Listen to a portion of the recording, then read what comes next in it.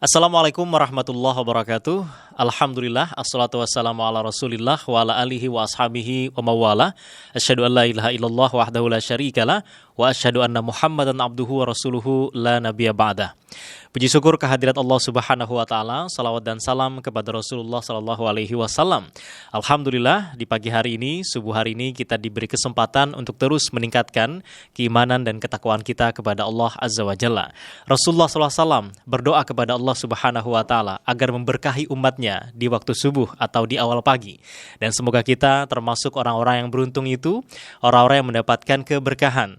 Dan keberkahan didapatkan dengan menjalankan ketaatan kepada Allah, dan ketaatan tersebut tentu akan bermakna ketika kita memiliki ilmu yang bermanfaat, ilmu yang akan membawa kita selamat di dunia dan juga selamat di akhirat.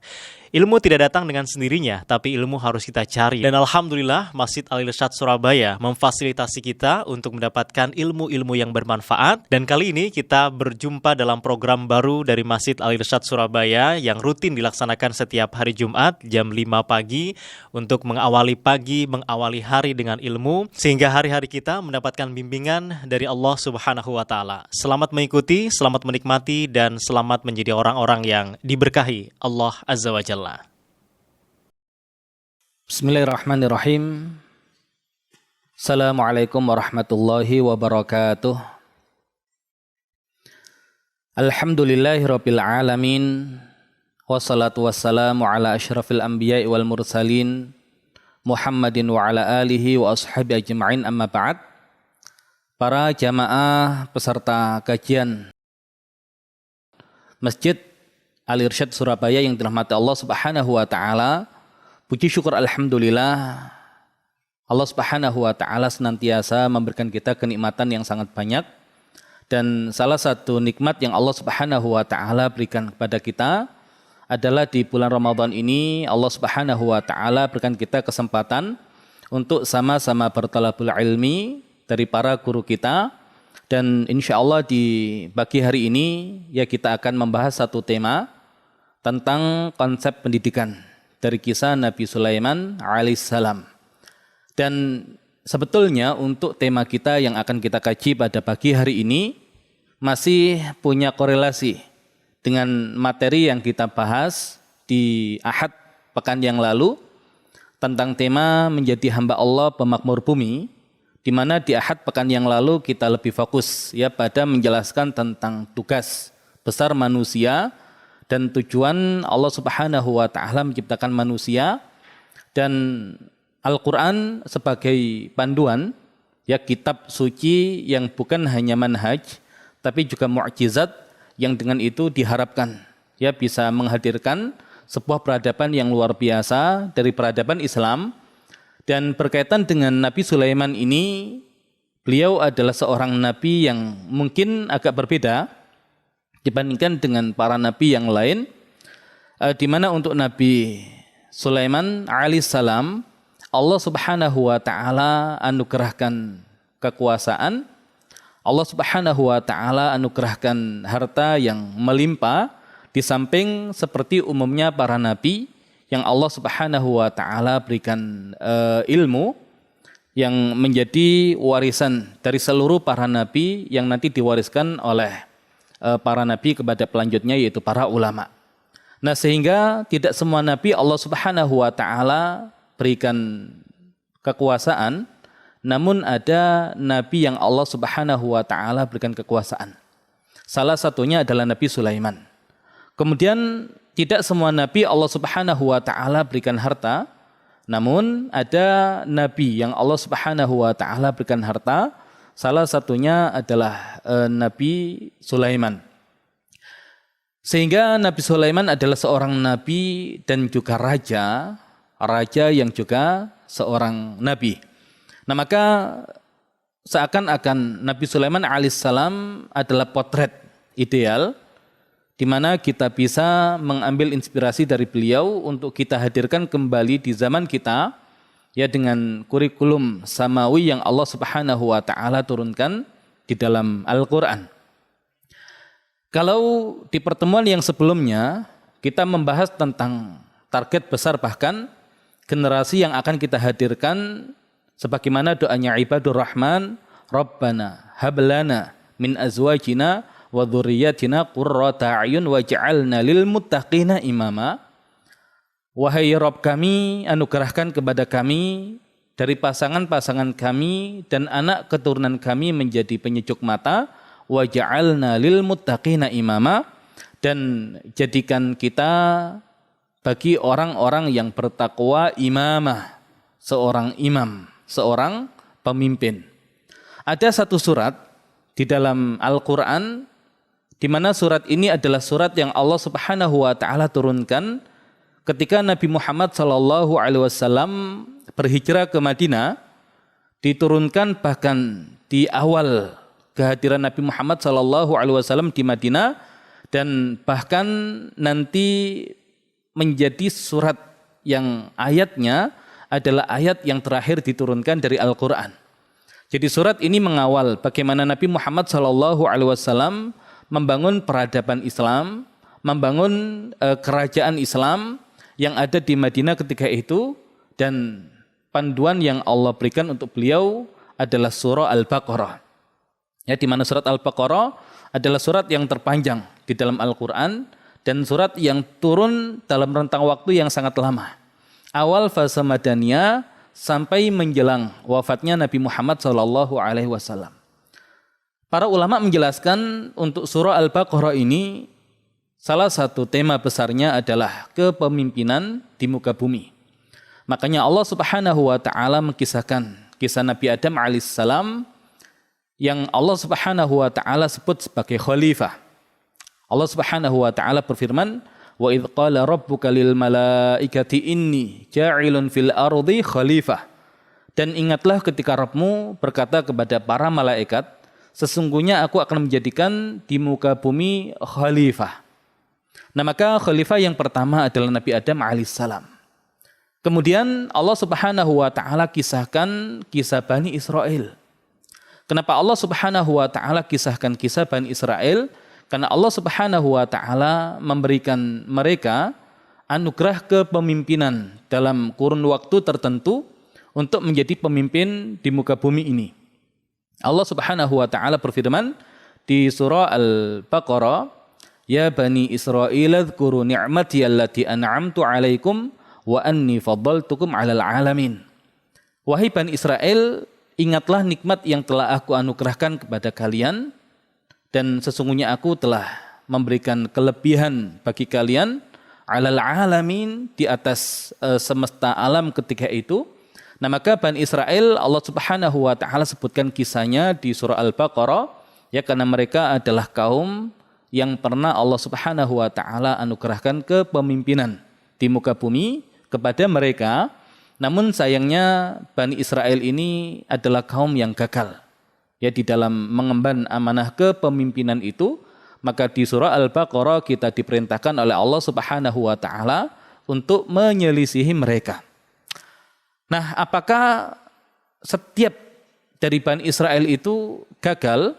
Ya, gagal di dalam menjalankan amanah kepemimpinan? Tidak. Ya, tidak semua dari Bani Israel itu gagal di dalam menjalankan amanah kepemimpinan. Ada di antara Bani Israel yang berhasil menjalankan amanah kepemimpinan itu karena imannya, karena keilmuannya, ya, karena ketaatannya kepada Allah Subhanahu wa taala yang dalam surah Al-Baqarah diwakili oleh Talut. Ya, diwakili oleh Talut, sehingga Allah Subhanahu wa taala menjelaskan tentang kisah Talut yang ada di surah Al-Baqarah, di mana Allah menjelaskan melalui lisan Nabi dari Bani Israel, "Innallaha qad ba'atsa lakum Taluta malika." Sesungguhnya Allah Subhanahu wa taala telah mengutus untuk kalian Talut sebagai malik, ya, sebagai raja. Nah, sehingga ternyata masih ada di antara Bani Israel yang berhasil menjalankan amanah tersebut dengan syarat, ya, dia adalah orang yang beriman, yang taat dan patuh kepada Allah Subhanahu wa taala. Kemudian Allah Subhanahu wa taala kisahkan kisah Nabi Ibrahim alaihissalam, ya, juga dalam surah Al-Baqarah, karena Allah Subhanahu wa taala mengangkat Nabi Ibrahim, ya, menjadi pemimpin namun dengan redaksi yang agak berbeda. Allah Subhanahu wa taala berfirman, "Wa idzibtala Ibrahim rabbuhu bikalimatin fa atammahun qala inni ja'iluka lin-nasi imama. Dan ingatlah ketika Ibrahim diuji oleh Rabbnya dengan kalimat-kalimat ujian, fa'atammahun, maka Ibrahim menjalankan ujian itu dengan sempurna, maka balasannya inni ja'iluka lin-nasi imama. Sesungguhnya aku akan menjadikan dirimu bagi umat manusia imamah, seorang imam, seorang pemimpin. Nah, sehingga surat Al-Baqarah identik dengan kepemimpinan. Dan Nabi Adam alaihissalam adalah pemimpin pertama. Kemudian Bani Israel adalah kaum yang gagal di dalam mengemban amanah kepemimpinan, walaupun di antara mereka masih ada yang berhasil, yang diwakili oleh Talut dalam hal ini. Kemudian Nabi Ibrahim alaihissalam adalah sosok pemimpin yang luar biasa, yang Allah Subhanahu wa taala perintahkan kita untuk menteladani beliau. Dan bahkan kita tahu di dalam Al-Quran ada 3 kata uswah yang terulang. 2 untuk Nabi Ibrahim alaihissalam dan 1 untuk Nabi kita Nabi Muhammad sallallahu alaihi wasallam. Nah, kalau kita perhatikan lebih dalam lagi, maka kita dapati redaksi yang berbeda. Untuk Nabi Adam alaihissalam disebutkan sebagai khalifah, di mana khalifah ini punya akar kata yang berkaitan dengan yakhlufu ba'dhum ba'dha, yang digantikan oleh generasi setelahnya. Kemudian digantikan oleh generasi setelahnya, karena memang Nabi Adam adalah manusia pertama yang otomatis sepeninggal Nabi Adam akan digantikan oleh keturunan beliau yang dalam hal ini adalah umat manusia. Nah, adapun untuk Talut digambarkan sebagai malik, sebagai raja, dan Nabi Ibrahim alaihissalam digambarkan sebagai imam. Pemimpin namun sebutannya adalah imam. Dan kita tahu yang namanya imam pasti ada makmumnya. Dan imam ini pula yang bisa menggabungkan antara kepemimpinan dalam hal agama dan kepemimpinan dalam hal kekuasaan. Sehingga sangat erat kaitannya dengan doa ibadur rahman yang meminta waj'alna lil muttaqina imama. Nah, pertama surat Al-Baqarah memberikan kita pelajaran tentang tema kepemimpinan. Nah, maka di surat Al-Baqarah, Talut adalah raja dari Bani Israel yang memulai kembali grafik naiknya peradaban Bani Israel dipimpin oleh seorang raja yang soleh, raja yang punya keahlian yang luar biasa, punya ilmu, punya kekuatan fisik. Dan nanti kalau kemudian kita membahas tentang kepemimpinan, tentang membangun peradaban, maka ada yang namanya estafet peradaban. Maka di Al-Baqarah dikisahkan tentang kisah Talut sebagai seorang raja. Namun Talut ini raja yang bukan nabi. Karena ada nabinya, yang nabinya bukan raja. Talut itu raja, tapi Talut bukan nabi. Nah, di kisah peperangan Talut dan Jalut, Allah Subhanahu wa taala munculkan kisah Nabi Daud alaihissalam. Fahazamuhum biidnillah. Maka mereka pasukan Talut itu berhasil mengalahkan musuhnya dengan izin Allah. Wa qatala Dawudu Jalut. Dan Daud itu berhasil membunuh Jalut. Dan kita tahu yang terjadi setelahnya sepeninggal Talut sebagai raja, maka yang menjadi raja bagi Bani Israel adalah Nabi Daud alaihissalam. Maka naik grafiknya, karena Talut raja yang bukan nabi, tapi Nabi Daud alaihissalam seorang raja yang nabi. Seorang raja yang nabi, yang bahkan Allah Subhanahu wa taala berikan kitab Zabur, di antara kitab samawi untuk Nabi Daud alaihissalam. Dan kalau nanti kita lihat munculnya kitab Zabur di dalam Al-Quran, seolah-olah memang kitab Zabur ini adalah kitab yang dengan itu Nabi Daud alaihissalam bisa menjadi pemimpin peradaban di muka bumi yang sangat luar biasa ketika itu. Dan sepeninggal Nabi Daud alaihissalam nanti ada putra beliau, Nabi Sulaiman alaihissalam, yang secara kekuasaan bahkan melampaui kekuasaan sang ayah. Karena kalau Nabi Daud alaihissalam yang dipimpin hanya umat manusia, Namun kalau Nabi Sulaiman alaihissalam bahkan yang dipimpin di bawah kekuasaan beliau bukan hanya bangsa manusia, ya, tapi bangsa jin, bangsa burung dan juga makhluk-makhluk yang lain. Dan Nabi Sulaiman alaihissalam juga sama, seorang nabi, juga seorang raja. Ya, maka kalau kemudian kita lihat ya grafiknya, dimulai dari Talut, seorang nabi, seorang raja namun bukan nabi, kemudian Daud, seorang raja yang juga nabi, tapi kekuasaannya hanya mencakup bangsa manusia. Kemudian Nabi Sulaiman alaihissalam, seorang raja yang juga nabi, namun kekuasaannya bahkan lintas alam, ya, bukan hanya bangsa manusia saja, tapi bahkan bangsa jin dan bangsa hewan pun berada dalam kekuasaan Nabi Sulaiman alaihissalam. Dan yang menarik, justru kitab Zaburnya itu tidak diberikan kepada Nabi Sulaiman. Justru yang Allah berikan kitab Zabur itu adalah Nabi Daud alaihissalam. Tapi secara pencapaian, seolah-olah Nabi Sulaiman alaihissalam justru berhasil mencapai sesuatu yang belum bisa dicapai oleh sang ayah. Nah, namun perlu kita pahami dengan baik, bukan berarti kemudian Nabi Sulaiman itu bisa dikatakan lebih hebat daripada sang ayah. Ya, karena ada estafet peradaban, ya, maka ada yang membangun di awal, kemudian dilanjutkan oleh generasi selanjutnya, kemudian dilanjutkan oleh generasi selanjutnya. Sama halnya ketika Nabi kita Nabi Muhammad SAW memimpin masyarakat Madinah ketika itu, memimpin negara Islam ketika itu. Namun memang di zaman beliau kekuasaan atau kekuatan utama militer itu sudah dikuasai oleh kaum muslimin. Ya, makanya bangsa Romawi yang menjadi pemimpin peradaban dunia ketika itu dalam perang Tabuk sudah tidak berani menghadapi kaum muslimin. Nah, sehingga seakan-akan umat Islam itu sudah sampai di puncak ketika Nabi Muhammad SAW masih hidup. Nah, namun kapan Persia dihancurkan? Di zaman Khalifah Umar. Kemudian kapan Romawi di negeri Syam bisa dikalahkan? Juga sama, di zaman Khalifah Umar. Dan itu pun penaklukannya dimulai sejak zaman Khalifah sebelumnya, yaitu Khalifah Abu Bakar As-Siddiq. Nah, sehingga bukan berarti kemudian Khalifah Umar lebih hebat daripada Khalifah Abu Bakar As-Siddiq ataupun dari Rasulullah SAW. Ya, ada estafet peradaban, ada yang memulai dan ada yang melanjutkan.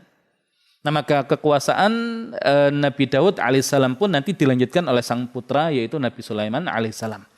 Nah, hari ini biasanya kalau kita dapati sang ayah itu seorang yang luar biasa.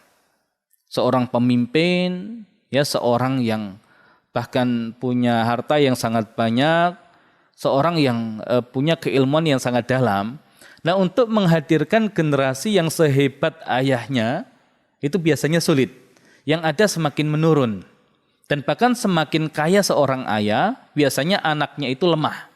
Ya, kenapa? Karena bergantung dengan apa yang dimiliki oleh ayahnya.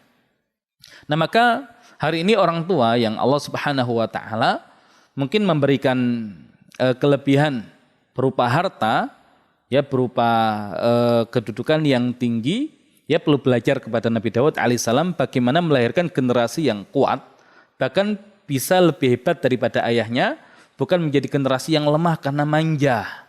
Ya, sudah diberikan fasilitas oleh orang tuanya, ya, berkaitan dengan harta ataupun kemudian yang lain. Jadi Nabi Sulaiman ini memang unik, sehingga Allah Subhanahu wa taala munculkan kisahnya di Al-Qur'an, ya, dengan sentuhan kepemimpinan dan menghadirkan peradaban. Nah, kalau tadi dari surat Al-Baqarah, ya, kita munculkan tema kepemimpinan di muka bumi. Namun nanti Nabi Muhammad SAW ketika hendak berhijrah ke Madinah, artinya baru akan memulai membangun sebuah negara, ya, sebuah masyarakat yang ada di Madinah.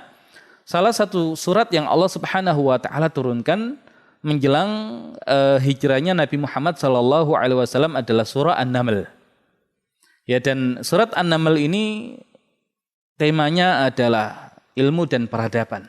Maka kalau kita salah menganalisa tema besar satu surat, nanti akan jadi masalah di dalam memahami setiap ayat-ayat yang ada dalam surat tersebut. Ya, maka di awal perlu kita dudukan bahwasanya tema besar ya surah An-Naml ya adalah ilmu dan peradaban.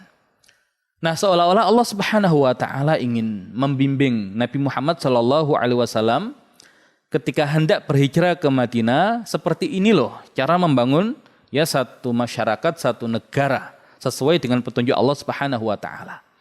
Nah, ternyata di surah An-Naml itu Allah Subhanahu wa taala kisahkan 5 kisah nabi. Dan kenapa hanya 5 nabi itu? Kenapa tidak dikisahkan nabi-nabi yang lain? Nah, ini pentingnya kita tadi memahami ya tema besar satu surat, karena setiap kisah yang dimunculkan ya juga berkaitan dengan tema surat tersebut. Nah, di surah An-Naml ada kisah Nabi Musa alaihissalam, kemudian kisah Nabi Daud alaihissalam, kemudian kisah Nabi Sulaiman alaihissalam, kisah Nabi Saleh alaihissalam, dan kisah Nabi Lut alaihissalam. Nah, kalau kita lihat 5 orang nabi ini yang Allah sebutkan kisahnya di surah An-Naml, maka ada urutan yang tidak lazim. Ya, karena secara waktu Nabi Saleh lebih dulu, baru kemudian Nabi Lut, baru Nabi Musa, baru Nabi Daud, kemudian Nabi Sulaiman alaihissalam. Tapi justru Allah memulai dari Nabi Musa alaihissalam, kemudian Nabi Daud, kemudian Nabi Sulaiman, baru Nabi Saleh dan Nabi Lut. Nah, seakan-akan memang ada 2 potongan, ya 2 potongan. Pertama Nabi Saleh dan Nabi Lut alaihissalam, ya 1 potongan.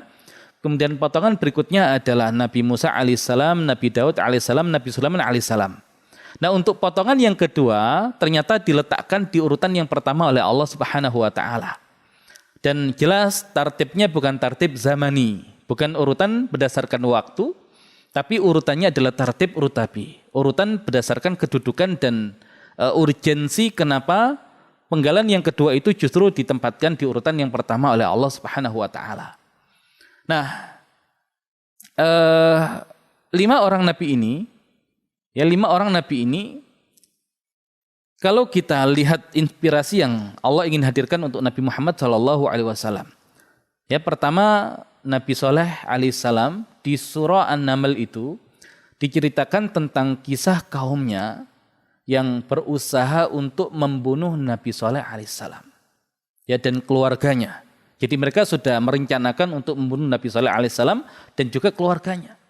Nah, kita ingat menjelang hijrahnya Nabi Muhammad SAW, juga ada upaya pembunuhan yang dilakukan oleh para pemuka Quraisy terhadap Nabi Muhammad SAW.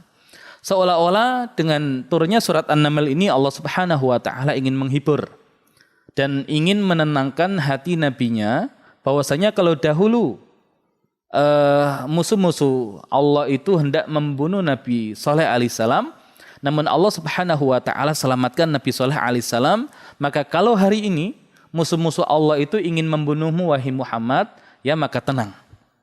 Ya, insya Allah sebagaimana Allah telah menyelamatkan Saleh dari upaya pembunuhan, Allah pun akan selamatkan dirimu dari upaya pembunuhan. Ya, dan kita tahu dalam sirah Nabawiyah Allah Subhanahu wa taala menyelamatkan Nabi Muhammad SAW dari upaya pembunuhan para tokoh Quraisy ketika itu. Kemudian Nabi Lut alaihissalam di surah An-Naml itu dikisahkan bahwasanya beliau diancam oleh masyarakatnya akan diusir ya dari negerinya manakala tetap kekeh untuk mendakwakan dakwah tauhid beliau dan melarang masyarakatnya untuk ya berbuat perbuatan yang keji. Nah, maka seolah-olah ketika dahulu juga sama, Nabi Muhammad SAW diancam oleh masyarakat Mekah untuk diusir dari Mekah. Dan bayangkan bahkan Nabi SAW ketika keluar dari Mekah, ya beliau mengatakan, wahai Mekah, ya sesungguhnya kalau bukan karena kaummu mengusirku, maka aku tidak akan keluar darimu. Betapa cintanya Nabi Muhammad SAW terhadap Mekah. Namun seolah-olah Allah ingin menyampaikan, kalau dahulu Lut alaihissalam diancam diusir oleh kaumnya, justru keluarnya Nabi Lut alaihissalam dari negeri tersebut adalah kebaikan untuk Nabi Lut alaihissalam. Maka ketika engkau wahai Muhammad pergi meninggalkan Mekah karena Allah Subhanahu wa taala, maka insya Allah itu pun kebaikan untukmu ya dan untuk umatmu. Nah, maka kisah Nabi Saleh alaihissalam, kisah Nabi Lut alaihissalam yang harusnya di penggalan pertama Allah letakkan di urutan yang kedua adalah berkaitan dengan hal-hal yang sangat dekat dengan kehidupan Nabi Muhammad SAW, sehingga tujuannya adalah untuk menenangkan Nabi Muhammad SAW dan memberikan kabar gembira untuk Nabi Muhammad SAW sebagaimana yang telah terjadi pada Nabi Saleh dan Nabi Lut alaihissalam. Nah, kemudian penggalan kedua yang diletakkan di urutan yang pertama yaitu kisah Nabi Musa alaihissalam. Nah, menariknya kisah Nabi Musa alaihissalam ini diceritakan sangat banyak sekali kisahnya di dalam Al-Quran. Bahkan saking banyaknya kisah Nabi Musa alaihissalam dalam Al-Quran, tidak perlu Allah menyebutkan satu surat ya dengan nama surat Musa, ya karena saking banyaknya kisah Nabi Musa. Maka sudah cukup banyaknya kisah Nabi Musa di Al-Quran itu menunjukkan kemuliaan Nabi Musa alaihissalam tanpa perlu Allah berikan satu surat yang bernama Musa. Nah, adapun penggalan yang Allah Subhanahu wa taala ceritakan untuk kisah Nabi Musa alaihissalam di surah An-Naml adalah kisah kembalinya Nabi Musa alaihissalam dari negeri Madian ke negeri Mesir. Yang di situ Allah Subhanahu wa taala berikan dua mukjizat untuk Nabi Musa alaihissalam. Ya, mukjizat pertama tongkat yang ketika dilempar maka berubah menjadi ular. Mukjizat kedua yang ketika telapak tangan beliau dimasukkan ke dalam saku maka keluar dalam keadaan putih. Ya, bukan karena penyakit, sebagai sebuah mukjizat dari Allah Subhanahu wa taala. Yang dengan mukjizat itu Allah Subhanahu wa taala ingin memberikan penguatan untuk Nabi Musa alaihissalam ketika nanti kembali ke Mesir dan berhadapan dengan Firaun. Nah, kalau kita mundur ke belakang, Nabi Musa alaihissalam di Madian itu ketika hendak menikahi salah satu gadis dari dua gadis yang ada di Madian, maka Nabi Musa untuk syarat pernikahannya adalah harus bekerja untuk sang ayah mertua, maka ayah mertuanya meminta 8 tahun. Ya, 8 tahun. Tapi kalau Nabi Musa mau menyempurnakan menjadi 10 tahun ya maka silakan. Nah, Al-Qur'an ketika mengkisahkan kisah itu ya tidak menjelaskan tahun mana yang dipilih oleh Nabi Musa alaihissalam. Namun di dalam hadis Nabi Muhammad SAW dijelaskan kalau Nabi Musa alaihissalam memilih tahun yang lama yaitu 10 tahun. Dan gadis yang dinikahi oleh Nabi Musa adalah adiknya, bukan kakaknya. Nah, cuman menariknya Al-Quran tidak menyebutkan tahun 8-kah Nabi Musa menyelesaikan itu atau tahun yang ke-10. Nah, namun kalau kita lihat di Sirah Nabawiyah, seolah-olah ini kabar gembira untuk Nabi Muhammad SAW di masa-masa yang akan datang. Makanya penggalan pertama untuk masa yang lalu dan yang sedang terjadi.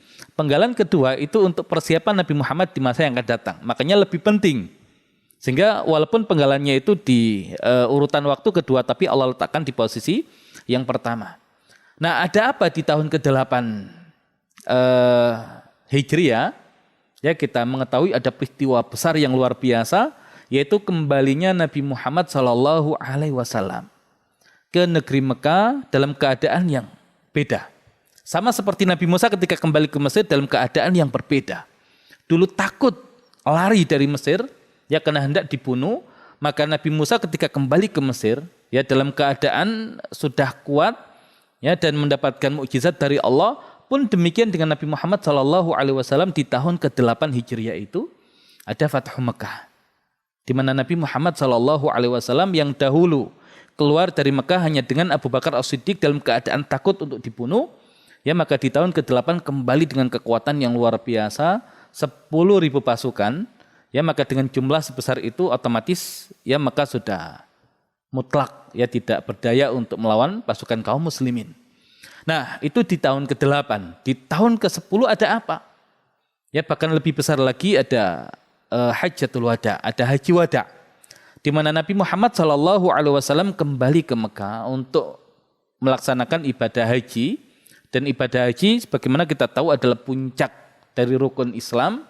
Dan beliau ketika itu ditemani oleh 100.000 lebih para sahabat. Maka seolah-olah dari kisah Nabi Musa alaihissalam, Allah ingin memberikan busyra untuk Nabi Muhammad sallallahu alaihi wasallam. Dahulu wahai Muhammad, Musa itu lari ketakutan dari Mesir dan pergi ke negeri Madian. Tapi sekembalinya Musa dari Madian, Musa dalam keadaan kuat. Pun demikian dengan dirimu wahai Muhammad, ya mungkin kamu hari ini ketakutan karena dikejar oleh para tokoh Quraisy yang hendak membunuhmu, maka seperti Musa yang kembali dalam keadaan berbeda, engkau pun nanti akan kembali juga dalam keadaan berbeda. Ya kalau Musa ada 2 angka 8 dan 10, maka dirimu pun ya nanti akan kembali dengan 2 angka itu. 8 berarti tahun ke-8 Hijriah, 10 berarti tahun ke-10 Hijriah. Dan luar biasa yang Allah berikan ya kepada Nabi Muhammad sallallahu alaihi wasallam. Nah, adapun Nabi Daud alaihissalam bahkan bisa dikatakan ini bukan kisah. Ya, tapi hanya sekedar menyebut nama Nabi Daud alaihissalam. Allah Subhanahu wa taala berfirman di surah An-Naml itu, walaqad ataina Dawuda wa Sulaimana ilma. Dan sungguh telah kami berikan ilmu kepada Daud dan Sulaiman. Nah, setelah itu yang dibahas ceritanya adalah kisah Nabi Sulaiman alaihissalam. Nabi Daud tidak ada kisahnya, hanya disebutkan namanya saja. Nah, berarti pelajarannya apa? Semua kebesaran yang Allah Subhanahu wa taala berikan kepada Nabi Sulaiman alaihissalam itu tidak lepas dari pondasi yang sudah dibangun oleh sang ayah, yaitu Nabi Daud alaihissalam. Makanya berbicara tentang Nabi Sulaiman alaihissalam tidak bisa dilepaskan dari peran dan pengaruh sang ayah, yaitu Nabi Daud alaihissalam yang Allah munculkan hanya nama itu, tapi pelajarannya luar biasa. Nah, cuman kalau kita kaitkan dengan nama, kenapa namanya surah An-Naml? Yang artinya adalah semut. Nah, ulama menjelaskan ternyata 5 orang nabi itu yang disebutkan namanya di surah An-Naml punya hubungan dengan binatang. Ya, maka kalau kita menyebut Nabi Musa, ya maka binatang yang identik dengan Nabi Musa nanti ada ular. Ya, karena tongkatnya Nabi Musa bisa menjadi ular.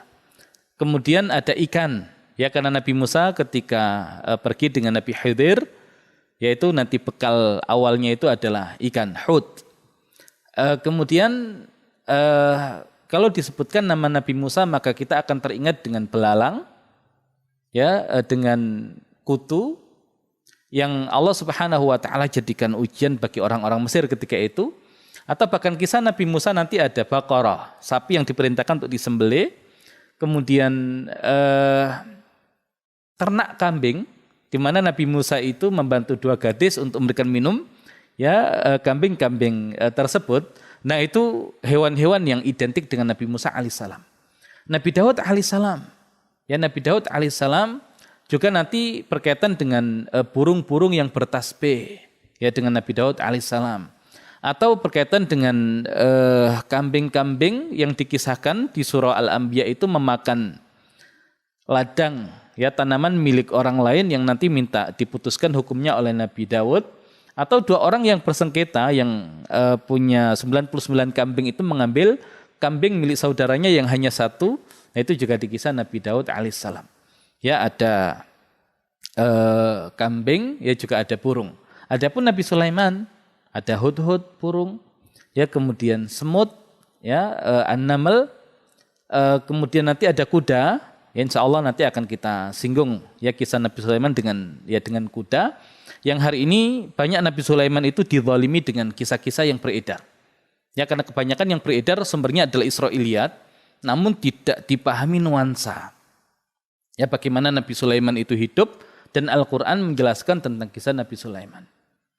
Ya kemudian nanti berkaitan dengan rayap yang memakan tongkat beliau. Ya juga beberapa kisah yang berkaitan dengan hewan juga yang terkait dengan Nabi Sulaiman. Adapun Nabi Saleh alaihissalam, ya kita tahu mukjizat yang Allah berikan kepada Nabi Saleh alaihissalam adalah unta betina yang keluar dari batu yang nanti melahirkan anak unta. Nah, adapun kisah Nabi Lut alaihissalam, apa kaitannya dengan binatang? Ada yang mengatakan munculnya dabah itu, ya salah satu tempat munculnya dabah di akhir zaman adalah tempat diutusnya Nabi Lut alaihissalam, dan unta Nabi Soleh yang disembelih itu, induknya itu, maka ketika tahu induknya disembelih, maka anaknya itu berlari dan kembali dikatakan masuk ke dalam batu, ke dalam tanah, dan anak unta ini yang nanti muncul di tempat Nabi Lut alaihissalam. Ada yang berpendapat seperti itu. Namun kalau kemudian tidak kita kaitkan dengan itu, seolah-olah perilaku kaumnya Nabi Lut alaihissalam itu tidak ubahnya seperti binatang. Ya, jadi semua kisah Nabi yang dimunculkan dalam surah An-Naml berkaitan dengan binatang atau hewan. Tapi kenapa namanya semut? Ya, karena tema besarnya adalah tentang ilmu dan peradaban, dan hewan-hewan yang berkaitan dengan peradaban tadi yang paling dominan adalah semut. Ya, bagaimana semut itu punya peradaban yang luar biasa. Nah, sehingga namanya adalah An-Naml. Kisahnya adalah kisah-kisah 5 orang Nabi tadi, yang secara umum nanti lebih banyak dikisahkan adalah kisah Nabi Sulaiman alaihissalam. Nah, maka di sini kenapa kemudian kita pilih pembahasan tentang Nabi Sulaiman alaihissalam. Nah, di awal kalau kita membahas tentang kisah Nabi Sulaiman alaihissalam, bagaimana bisa Nabi Daud alaihissalam menjadikan Nabi Sulaiman itu begitu istimewa, ya bahkan lebih hebat daripada beliau. Nah, di pembahasan pekan yang lalu, ya kita menjelaskan tentang urutan ilmu yang harus dikuasai oleh manusia agar dia bisa menjadi hamba Allah sampai level pemakmur buminya Allah, ya maka paling tidak ada 3 lapis ilmu yang harus dia kuasai. Ilmu yang pertama adalah ilmu berkaitan dengan Allah, al-ilmu billah. Kemudian ilmu yang kedua, ilmu yang berkaitan dengan perintah dan larangan Allah. Kemudian yang ketiga adalah ilmu berkaitan dengan ciptaan Allah. Al-ilmu billah, al-ilmu bi awamirihi wa nawahihi, kemudian al-ilmu bi khalqihi. Nah, harus berurutan dan harus 3 lapis ilmu itu yang dikuasai oleh manusia untuk menjadi pemimpin di muka bumi ini. Dan ilmu itulah yang kemudian Allah Subhanahu wa taala hadirkan dalam kisah Nabi Daud dan juga kisah Nabi Sulaiman alaihissalam. Nah, mereka yang mengenal Allah Subhanahu wa taala dengan baik, kemudian mempelajari tentang perintah-perintah dan larangan Allah, maka mereka akan menjadi hamba-hamba yang istimewa. Nah, maka kita kemarin menyebutkan tingkatan ubudiyah. Kalau ubudiyahnya para nabi dan rasul, ya adalah khususnya khusus. Ya, maka Nabi Muhammad SAW dalam momen yang istimewa ketika Mi'raj yang disebutkan adalah abad. Subhanalladzi asra bi 'abdihi. Nabi Isa alaihissalam ketika masih bayi dan ingin berkata kepada masyarakat yang menuduh sang bunda melakukan hal-hal yang tidak-tidak, maka yang pertama dikatakan oleh Nabi Isa, inni abdullah. Inni abdullah. Ataniyal kitaba wa ja'alani nabiyya. Ya, makin dimunculkan adalah abad ubudiyah. Dan sama seperti target kita, juga sama ingin menghadirkan generasi yang ibad. Ya, di mana ibad itu berbeda dengan abid. Nah, maka dimulai dari ilmu tentang Allah dulu. Nah, kalau kita lihat di surah Shad ayat yang ke-17. Allah Subhanahu wa taala berfirman, "Wadhkur 'abdana Daud dzal aid innahu awwab." Dan ingatlah hamba kami yang bernama Daud yang punya kekuatan, innahu awwab. Ya, terjemahannya sungguh dia sangat taat kepada Allah. Nah, namun kata awwab itu dia wazannya fa'al, ya sirah mubalaghah. Dia bukan sekedar taat. Ya, karena awwab itu artinya yang selalu kembali. Ya, makanya orang yang taubat pun disebut dengan awwab, awwabin, ya karena orang-orang yang kembali kepada Allah. Nah, seolah-olah Nabi Daud alaihissalam ini dalam banyak hal itu selalu kembali kepada Allah Subhanahu wa taala karena saking dekatnya hubungan beliau ya dengan Allah Subhanahu wa taala. Nah, Allah Subhanahu wa taala memuji Nabi Daud alaihissalam dengan pujian wadhkur 'abdana. Dan ingatlah akan hamba kami. Dan siapa yang Allah Subhanahu wa taala perintahkan untuk mengingat? Adalah Nabi kita Nabi Muhammad sallallahu alaihi wasallam. Seolah-olah saking pentingnya kisah Nabi Daud alaihissalam, ya maka Allah perintahkan Nabi Muhammad sallallahu alaihi wasallam untuk mengingat kembali kisah hamba Allah yang bernama Daud, yang punya kekuatan innahu awwab, yang selalu kembali kepada Allah Subhanahu wa taala. Nah, maka kapan seseorang itu bisa menjadi abad, menjadi hamba, yang bahkan disebut abdana, hamba kami. Kita mungkin bisa mengaku sebagai hambanya Allah, tapi apakah Allah mengakui kita sebagai hambanya?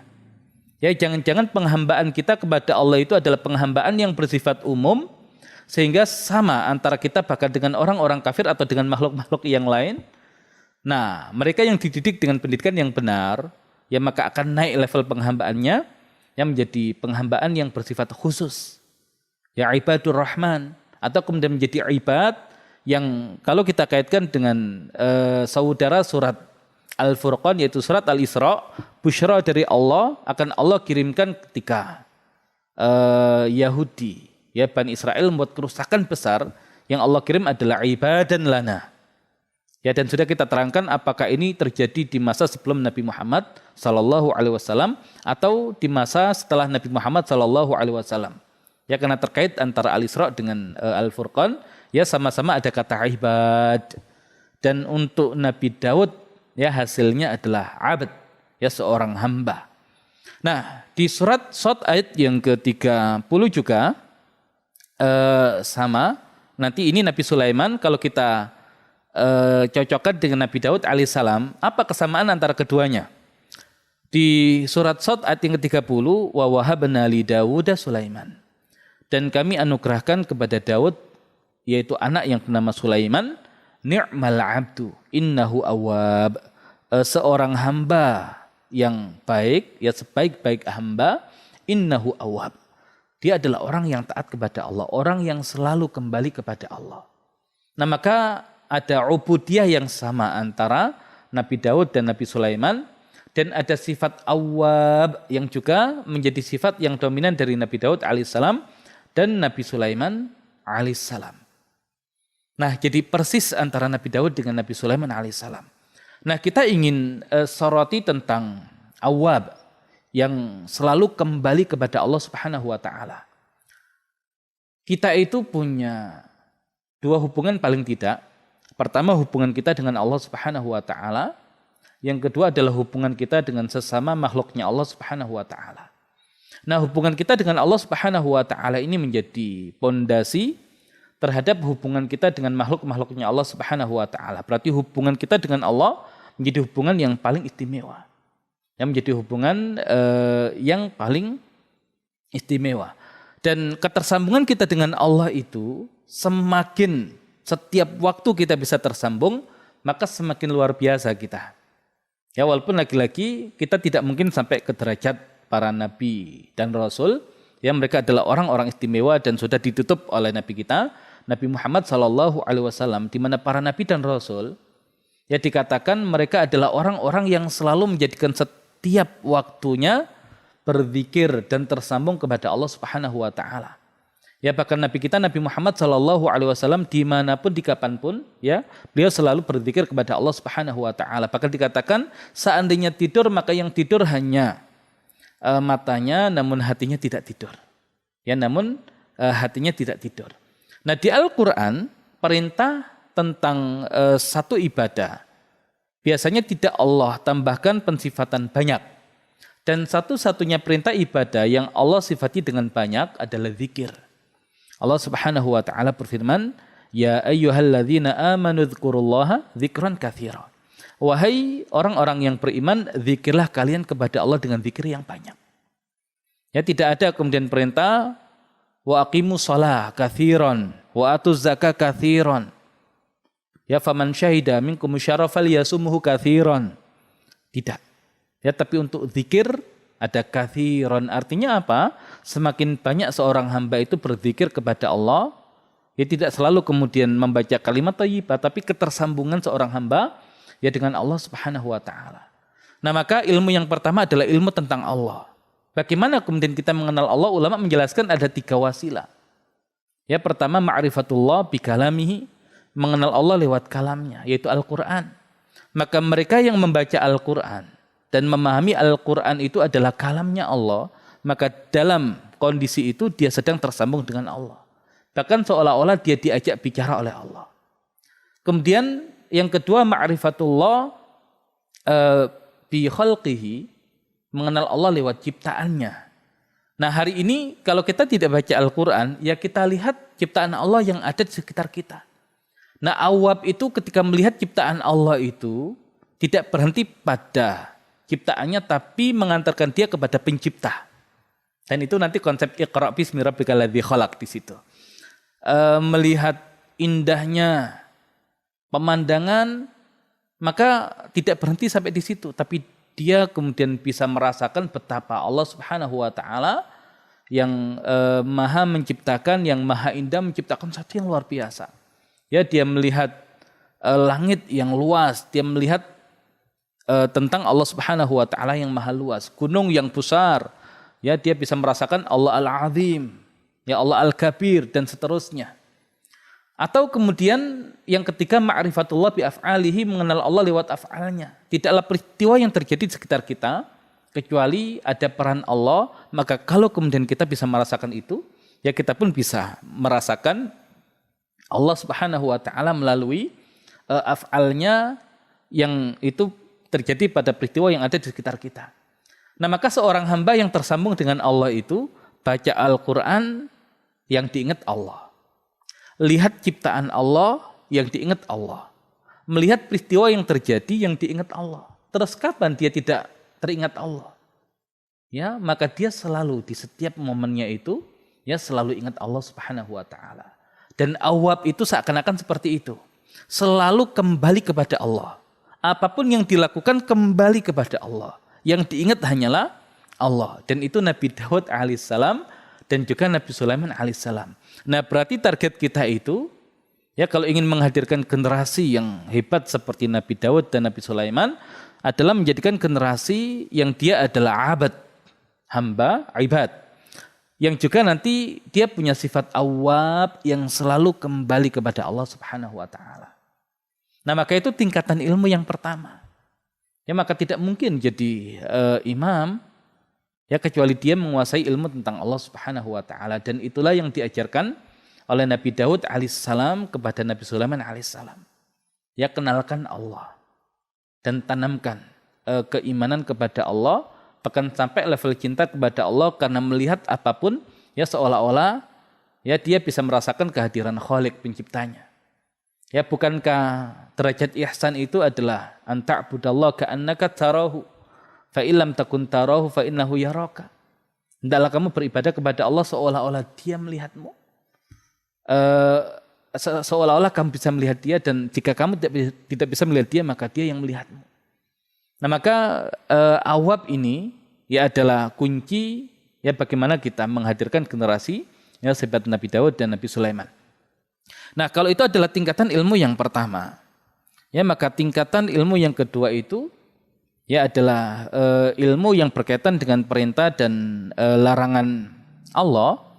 Nah, kita lihat bagaimana Nabi Daud alaihissalam ya berkaitan dengan perintah dan larangan Allah atau ibadah. Ya, dalam hal ini adalah ibadah.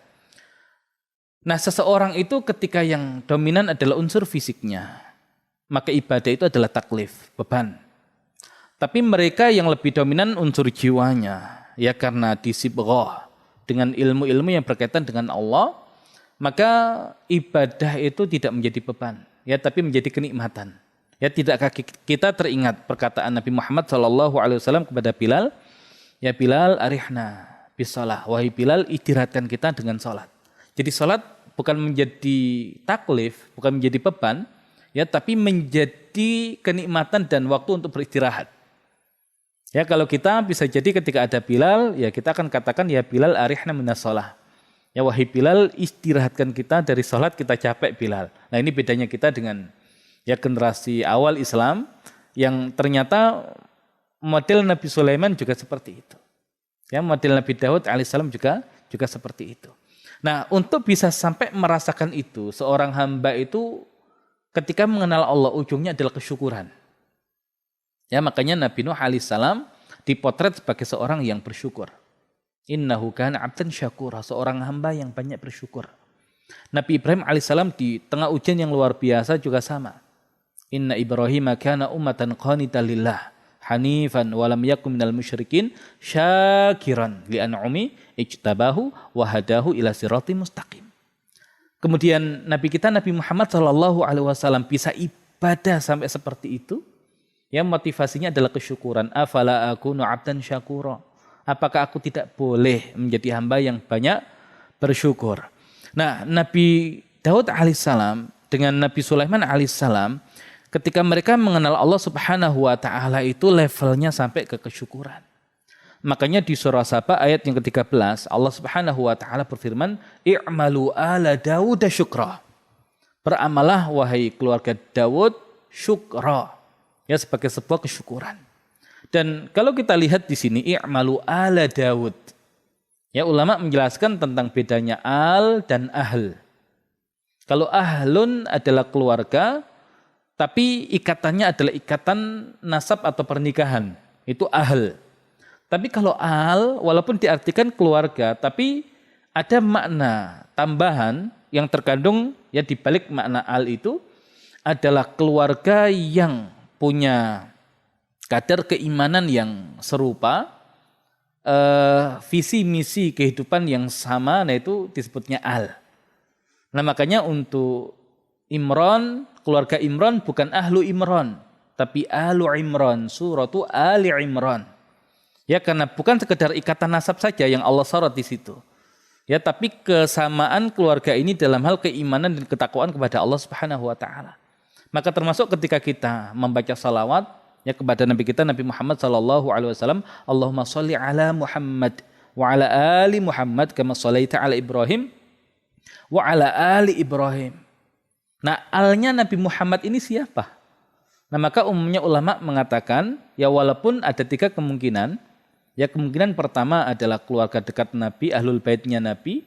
Kemungkinan kedua adalah keluarga besarnya Nabi yaitu Bani Hashim dan Bani Muttalib yang berhak mendapatkan bagian dari khumus ghanimah.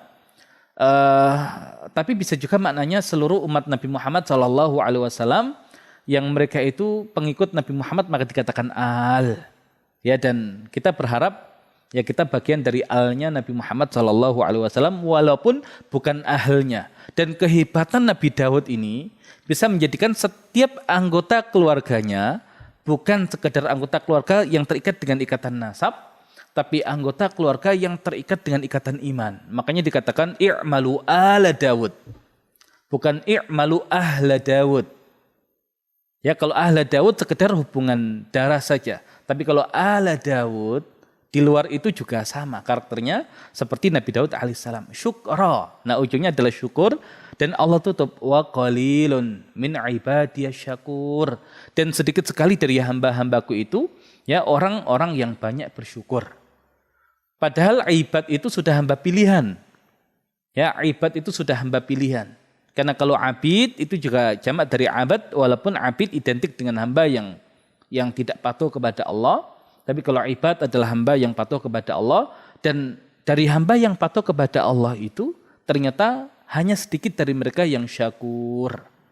Dan keluarga Nabi Daud itu levelnya sudah sampai ke level syukur itu. Nah, artinya mereka memang sudah sangat dalam ilmunya tentang Allah Subhanahu wa taala ya sampai ujungnya adalah kesyukuran. Ya, makanya kenapa Allah Subhanahu wa taala memulai Al-Fatihah dengan alhamdulillah. Ya, satu qiraah mengatakan alhamdulillah adalah ayat yang pertama. Qiraah yang lain adalah basmalah, bismillah. Nah, seandainya alhamdulillah itu adalah ayat yang pertama. Ya, seolah-olah Allah Subhanahu wa taala ingin menjelaskan hubungannya dengan hamba-hambanya, asal hamba itu kenal dengan Allah, berarti hidupnya dipenuhi dengan alhamdulillah. Ya, dan Nabi Muhammad sallallahu alaihi wasallam mengajarkan kepada kita kalau kita melihat sesuatu yang zahirnya menyenangkan, katakan alhamdulillahilladzi bi ni'matihi tatimmu shalihat. Kalau melihat sesuatu yang zahirnya tidak menyenangkan, tetap katakan alhamdulillah ala kulli hal. Ya, maka seorang hamba yang mengenal Allah, hidupnya itu selalu dipenuhi dengan alhamdulillah. Bahkan ungkapan yang luar biasa adalah ma min ni'matin illa walhamdulillah afdalu minha. Tidaklah ada kenikmatan kecuali ucapan alhamdulillah itu lebih utama daripada kenikmatan itu. Ya, lebih baik daripada kenikmatan itu. Allah berikan kita kenikmatan. Ya luar biasa kenikmatan. Kalau kemudian kita bisa mengucapkan alhamdulillah atas kenikmatan itu, maka alhamdulillahnya kita itu lebih baik daripada kenikmatan itu sendiri. Ya lebih baik daripada kenikmatan itu sendiri. Dan bahkan nanti ucapan terakhir penduduk surga adalah wa akhiru da'wahum anilhamdulillahirabbil alamin. Dan akhir dakwah mereka adalah ucapan alhamdulillahirabbil alamin. Nah, maka hamba yang mengenal Allah itu hidupnya pasti akan syukur, syukur dan syukur.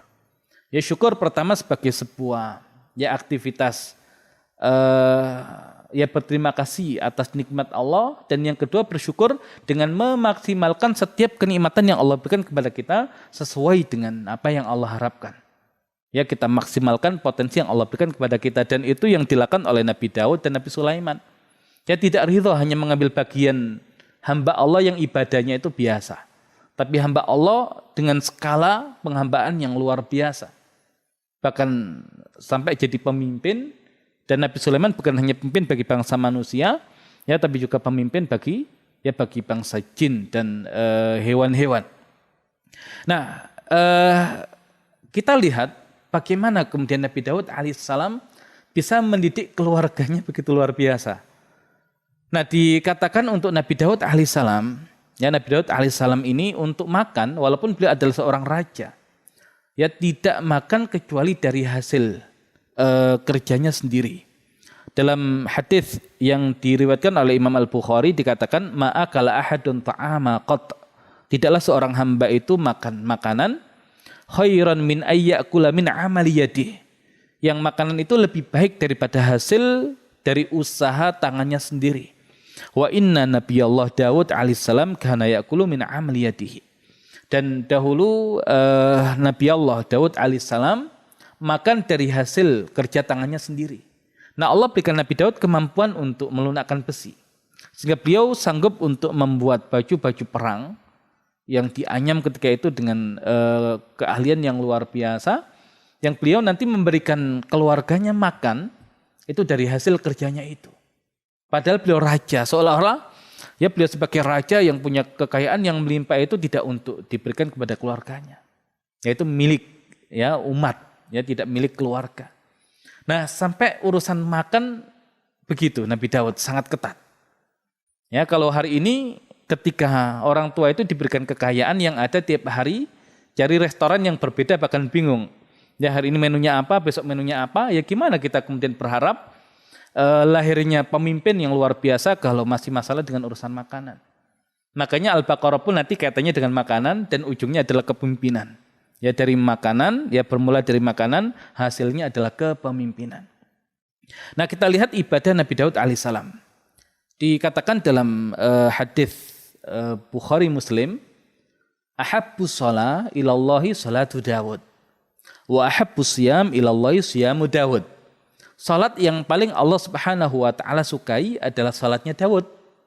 Dan puasa yang paling Allah Subhanahu wa taala sukai adalah puasanya Daud. Nah, bagaimana salatnya Nabi Daud? Wa kana yanamu nisfal lail wa yaqumu thulutsahu wa yanamu sudusahu. Jadi Nabi Daud alaihissalam itu memulai malamnya dengan tidur dulu. Setengah malam tidur. Kemudian sepertiga malam digunakan untuk sholat. Kemudian sisa 1/6 itu untuk tidur lagi. Dan ulama mengatakan cara sholat yang demikian itu cara sholat yang Allah sukai. Ya sebagaimana yang disampaikan oleh Nabi kita Nabi Muhammad SAW. Tidur, salat, kemudian tidur lagi. Dan Nabi kita pun, Nabi Muhammad SAW juga begitu. Tidur, salat, kemudian nanti menjelang subuh istirahat sebentar. Ya tidur sebentar. Dan cara salat yang demikian itu, nanti ketika seseorang ditanya, tadi malam bangun jam berapa? Oh, saya bangun itu ketika mendengar azan subuh. Nah tidak ada perasaan ujub di situ.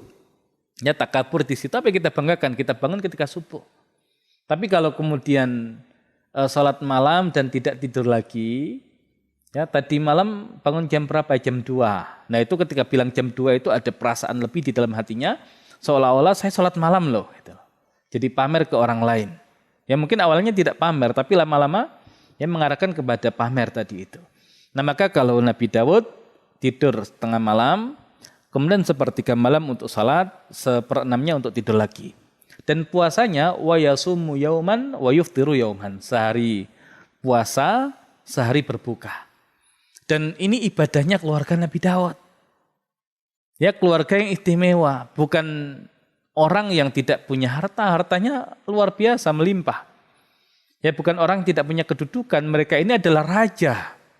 Ya, tapi ibadahnya bisa seperti itu. Dan bahkan urusan makan pun ya hanya mau makan dari hasil kerja tangannya, bukan sebagai seorang raja. Nah, betapa luar biasa Nabi Daud alaihissalam ya di dalam mendidik keluarganya. Bahkan beliau adalah seorang mujahid. Bayangkan mujahid sholatnya begitu, ya mujahid puasanya begitu, dan beliau adalah raja. Nah, maka asal orang itu sudah kokoh, ya kokoh keilmuannya tentang Allah, ya maka nanti ketika diberikan perintah ibadah, maka ibadahnya akan dijalankan dengan maksimal. Nah, maka kita mengenal fikih takwa dan fikih fatwa. Ya, kalau fikih takwa itu cenderung dia memilih yang paling ideal, yang sanggup dia kerjakan. Ya, dahulu kalau Abdullah bin Amr bin As disarankan Nabi untuk puasa 3 hari dalam sebulan, ya beliau meminta lebih karena sanggup lebih. Ya, akhirnya puasa Senin Kamis, ternyata masih sanggup lebih. Kemudian puasa Daud sanggup lebih, tapi kata Nabi sudah ini paling maksimal. Nah, berarti Nabi Daud itu sudah sampai di titik maksimal. Nah, kalau kemudian fikihnya fikih fatwa, ya mungkin akan mengatakan itu kan hanya sunnah. Ya, kita hanya mengerjakan yang wajib-wajib saja, nggak usah puasa Daud, nggak usah puasa Senin Kemis, nggak usah puasa Ayyamul Bid. Nah, itu mungkin kita. Nah, maka dikatakan mereka yang mengenal Allah, kemudian mengenal perintahnya, maka mereka akan fana terhadap ketaatan kepada Allah.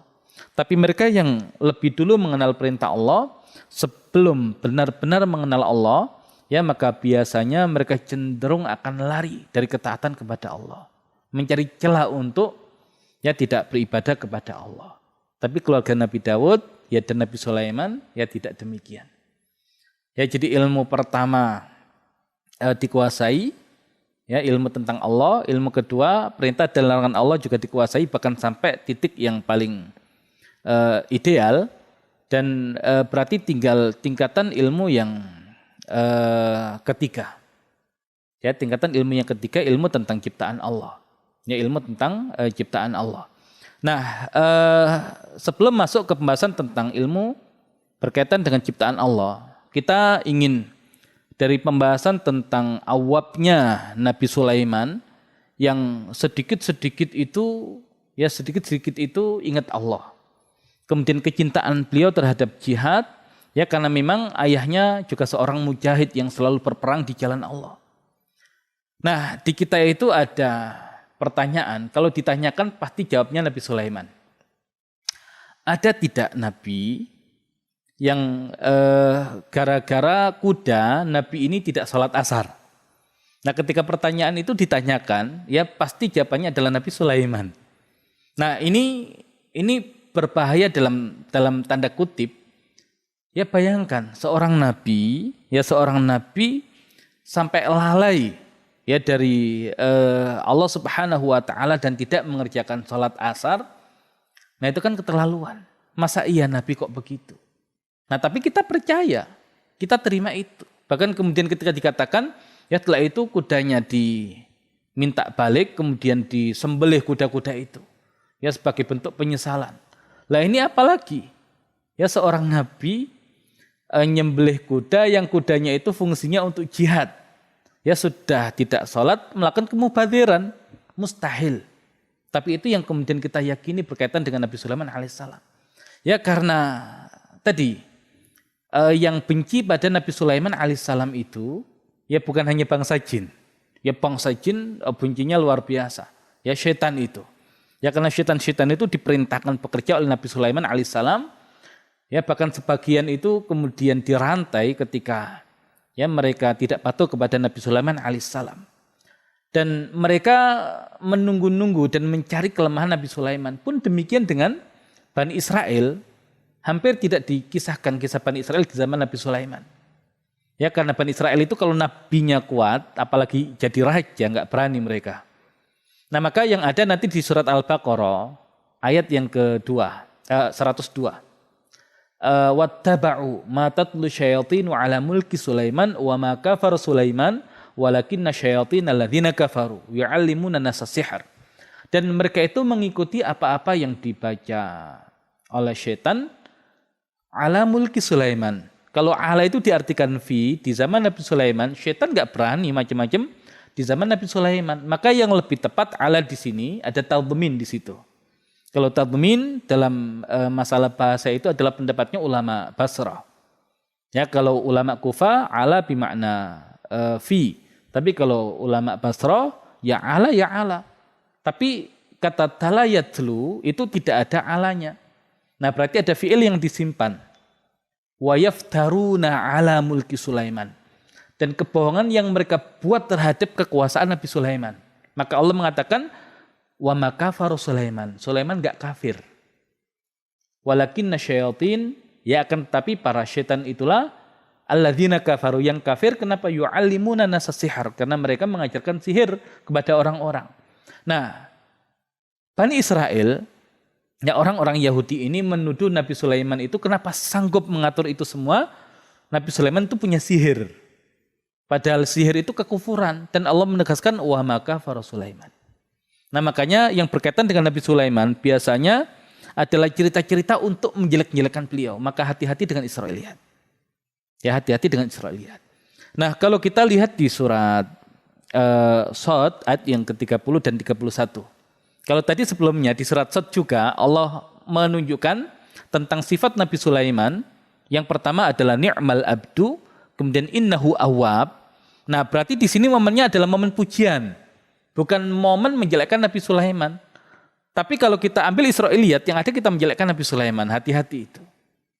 Nah, di surat Shad ayat yang ke-30. Wa wahabna li Dawuda Sulaiman tadi. Ni'mal abdu innahu awwab.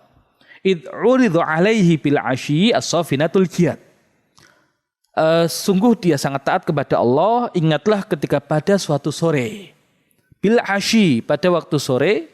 Dipertunjukkan kepada Nabi Sulaiman as-safinatul jiyad. As-safinat itu adalah kuda, yang kuda ini ketika berdiri tegak itu berdiri dalam kondisi yang terbaik. Itu mengangkat satu kaki depannya. Al-jiyad yang punya kemampuan berlari dengan kencang. Nah pertanyaannya di sini. Bil asyi, kenapa Allah Subhanahu wa taala menyebutkan waktu sore?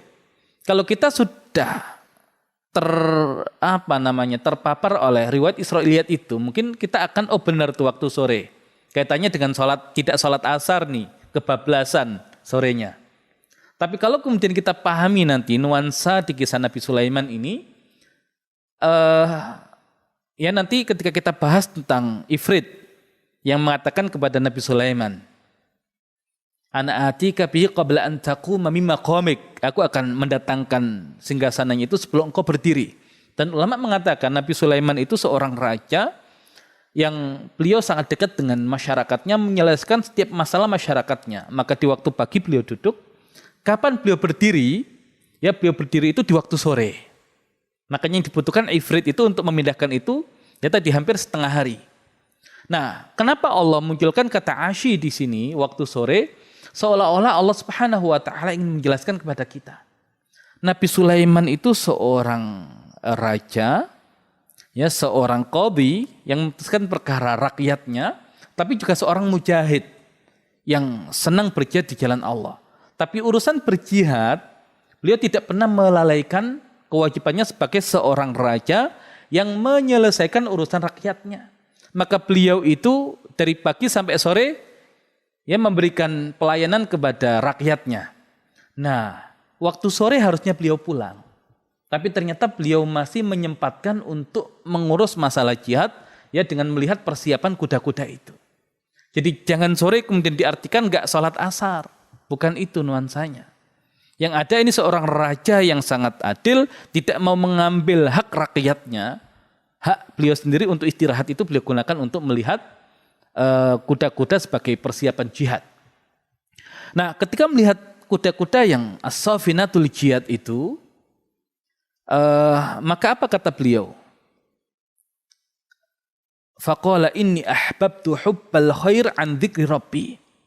Ya, maka dia berkata, inni ahbabtu, sesungguhnya aku menyukai hubbal khair, ya harta dunia, dan al khair, Nabi mengatakan al khairu huwal khail. Khair itu adalah kuda. Nah, an dzikri rabbi itu punya dua makna yang bisa kebalik maknanya. Sesungguhnya aku menyukai harta dunia, yaitu kuda, sehingga melalaikanku dari zikir kepada Rabbku. Nah, ini kalau kita sudah terpapar Israiliyat, pasti makna itu yang akan kita ambil. Tapi kalau kemudian kita kumpulkan semua ayat berkaitan dengan Nabi Sulaiman, yang ada an itu juga bisa artinya bisa babi. Ya, makanya Nabi Ibrahim nanti di surat At-Taubah, wa ma kana istighfaru Ibrahim li abi illa an mau'idatin wa'adaiyah. Dan tidaklah istighfarnya Ibrahim untuk abnya Azar illa an mau'idatin, kecuali bisa babi mau'idatin. Ya, kecuali disebabkan karena janji yang dulu ya beliau buat untuk sang ayah. Jadi an itu bukan malah melalaikan terhadap zikir kepada Allah, tapi justru disebabkan oleh kuda-kuda itu. Yang ada Nabi Sulaiman itu selalu zikir kepada Allah.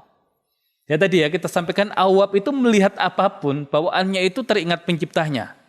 Nah, lihat kenikmatan kuda, bayangkan ini kuda perang tapi nggak sembarangan, as-safinatul jihad. Ketika Nabi Sulaiman lihat kuda itu, maka teringat penciptanya dan betapa Allah itu begitu baik kepada beliau. Ya, dengan memberikan kenikmatan yang luar biasa, salah satunya adalah kuda-kuda untuk berjihad itu. Nah, hatta tawarat bil hijab. Nah, kata hatta tawarat bil hijab, ya mana ada pembahasan tentang matahari misalkan. Ya, mana ada pembahasan tentang matahari. Kan kalau diartikan tadi gara-gara kuda lalai dari mengingat Allah berarti tidak sholat asar karena di waktu sore sampai mataharinya terbenam. Enggak ada pembahasan matahari. Yang ada adalah hatta tawarat. Apanya yang tawarat? Kuda-kudanya bil hijab oleh penghalang. Jadi saking kencangnya kuda ini berlari, ya tampilannya luar biasa, kemudian larinya begitu luar biasa, dalam waktu singkat saking cepatnya maka sudah hilang dari pandangan. Ya, seolah-olah ada penghalang yang menghalangi Nabi Sulaiman dari melihat kuda-kuda itu saking cepatnya. Nah, maka semakin merasa syukur terhadap nikmat Allah itu, rudduha alaihi. Ya, Nabi Sulaiman meminta agar kuda-kuda itu dibawa kepada beliau. Fatafiqa mahsan bisuqi wal anab. Ya, maka beliau mulai mashan, mengusap-usap as-suq. Itu jamak dari sak, betis-betis kudanya, wal a'naq dan leher-leher kudanya. Nah, ini diartikan gara-gara lalai dari kudanya sembelihi tadi kuda. Lah, masa disembelih itu kakinya dulu dipotong baru lehernya. Kezaliman macam apa itu? Tapi yang ada itu tadi dielus-elus kakinya, dipijitin, oh ini kuda luar biasa larinya. Ya, habis lari kencang tadi itu ya. Ya, kalau kita bayangkan kita yang punya kuda itu, pasti kita tadi elus-elus kakinya kita. Ya, pijit-pijit baru kemudian kita elus-elus lehernya. Jadi bukan kemudian menjadikan Nabi Sulaiman tidak sholat asar nyembelih kuda. Yang oleh Dr. Roghib As-Sirijani dikatakan, kalau kemudian kita percaya yang seperti itu, maka seolah-olah kita menisbatkan dua kesalahan pada Nabi Sulaiman. Kesalahan pertama, beliau tidak sholat dan lalai dari zikir kepada Allah. Yang kedua, berbuat mubadzir, padahal kuda itu buat perang kok disembelihi. Nah, makanya walaupun daging kuda itu riwayat yang rojih adalah halal, tapi dia makruh dalam artian kuda tidak untuk dimakan, kuda untuk berjihad. Dan bahkan pasukan muslimin ketika berjihad selalu dihitung berapa jumlah pasukan kudanya. Karena saking pentingnya kuda dalam jihad. Ya, bahkan dikatakan sebagai hison karena dia bisa melindungi penunggangnya dari serangan musuh. Dan kalau ada ghanimah, pejalan kaki itu dapat satu bagian, yang menunggang kuda tiga bagian. Satu bagian pemiliknya, dua bagian kudanya. Jadi kuda lebih banyak bagiannya. Nah, ini Nabi Sulaiman. Awabnya itu melihat apapun itu bawaannya pengen syukur gitu ya. Ingat Allah, zikir kepada Allah, nah gitu. Jadi bukan malah lalai dari Allah. Karena enggak begitu generasi yang mengenal Allah Subhanahu wa taala. Nah, ini berkaitan dengan ahwabnya Nabi Sulaiman. Pantas kalau kemudian ibadahnya begitu karena kenalnya Allah begitu. Nah, maka yang berikutnya adalah ilmu tentang ciptaan Allah. Nah, bisa kita lihat di surah An-Naml yang tadi kita jelaskan bahwasanya tema besarnya itu adalah ilmu dan peradaban. Yang ilmu itu lagi-lagi ada estafet peradaban di ayat yang ke-16 atau di ayatnya ke-15, walaqad ataina Dauda wa Sulaimana ilma. Dan sungguh kami telah memberikan kepada Daud dan Sulaiman ilmu. Ya, Allah berikan ilmu. Daud kemudian Sulaiman. Tadi disebutkan Nabi Daud dulu karena ada proses yang berlangsung. Makanya kalau kita membangun sebuah peradaban, kita berharap ya kita itu melihat hasilnya. Nah, itu tidak sesuai dengan sunatullah dalam bangun peradaban. Yang ada pendiri itu biasanya tidak melihat kebesaran yang dia dirikan. Prosesnya panjang. Ya, Nabi Muhammad SAW pun demikian. Tapi beliau yang pertama memulai. Khulafaur Rasyidin sebagai kelanjutannya. Nah, Nabi Daud yang memulai walaupun sebelumnya ada Tolot tadi itu. Dilanjutkan oleh Nabi Sulaiman. Dua-duanya punya ilmu. Kemudian wa qala alhamdulillahilladzi faddalana ala katsirin min ibadil mu'minin. Keduanya berkata alhamdulillah. Nah, lagi-lagi ini ya, kesyukuran yang identik dengan keluarga Nabi Daud dan Nabi Sulaiman ya, selalu ketika Allah berikan sesuatu alhamdulillah. Alladzi faddalana ala katsir min ibadil mu'minin, yang telah melebihkan kami atas banyak dari hamba-hambanya yang beriman. Ya, ibad itu hamba-hamba beriman, disifati al-mu'minin juga. Nah, di antara hamba-hamba beriman itu, ya Allah angkat Daud dan Sulaiman untuk punya kedudukan yang lebih tinggi. Nah, berarti yang paling dominan dari Nabi Daud adalah ilmunya. Wa waritha Sulaimanu Daud. Dan Sulaiman itu mewarisi Daud. Ulama mengatakan, yang diwarisi oleh Nabi Sulaiman itu bukan harta dan kekuasaan ayahnya. Yang diwarisi oleh Nabi Sulaiman itu adalah ilmu dari ayahnya. Tapi karena yang diwarisi itu adalah ilmunya, maka Allah berikan harta dan kekuasaannya. Jadi kalau yang diwarisi harta belum tentu menguasai atau mewarisi ilmunya. Tapi kalau yang diwarisi ilmunya, harta dan kekuasaan otomatis. Nah, makanya kenapa umat Islam itu Allah berikan wahyu pertama itu adalah Iqra. Ya, sampai ayat yang kelima itu. 3 kata ilmu terulang, 3 wasilah ilmu terulang. Makanya Al-Quran itu identik dengan tadi ilmu. Ya, peradaban Islam itu dibangun di atas pondasi ilmu. Nah, wa waritha Sulaimanu Daud, dan Sulaiman itu mewarisi Daud.